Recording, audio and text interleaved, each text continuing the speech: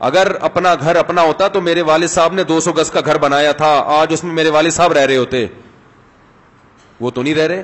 مجھے والد صاحب کی موت پہ جو سب سے بڑا جھٹکا لگا تھا, میرے والد صاحب گھر بنا کے فارغ ہوئے تھے, اوپر پورشن بنا دیا, نیچے کہ بھئی اب 63 سال ان کی عمر تھی, اچانک اٹیک ہوا, انتقال ہو گیا.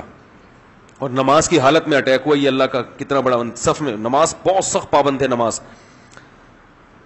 تو جس دن ان کا, ہم نے تو رات 12 بجے انتقال ہوا, فجر میں ان کو ہم جلدی دفنانے کے قائل ہیں.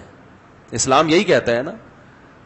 تو مجھے یاد ہے روزانہ والد صاحب کی ایک آواز آتی تھی, بھائی گیٹ بند کر دیا ہے کہ نہیں کیا. رات کو 10-11 بجے نا, جیسے سمجھدار والدین ہوتے ہیں بچوں کی فکر کرتے ہیں کہ گیٹ لاک کر دیا کہ نہیں کر دیا, یعنی اب گھر سے باہر نکلنے کا ٹائم ختم.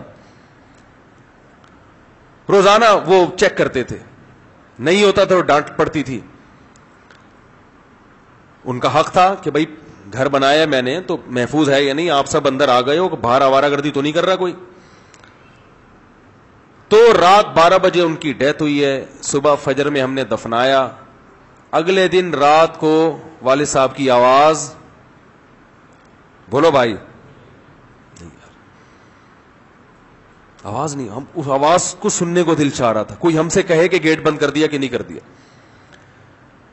جو والد صاحب کا کمرہ تھا, جو ہم 30 سال سے دیکھ رہے تھے, ایک کمرہ مشہور تھا ابو کا کمرہ, اکیلے سوتے تھے نا, وہ فوجی آدمی تھے, ان کی نیند میں کوئی خلل برداشت نہیں کرتے تھے, ٹائمنگ تھی سونے کی اٹھنے کی ان کی. تو ایک کمرہ ہم نے ان کے لیے خود انہوں نے رکھا ہوا تھا, بھائی یہ میرا کمرہ ہے, یہاں مجھے کوئی ڈسٹرب. تو والد صاحب کی الماریاں, اس میں والد صاحب کا ایک بستر تھا. تو والد صاحب اگلے دن کیا ہوا ہے کہ وہ کمرہ خالی.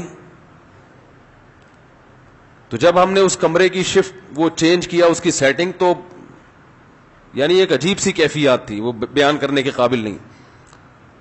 انسان کو عبرت کے دنیا میں اللہ نے بہت سارے نمونے دکھائے ہیں.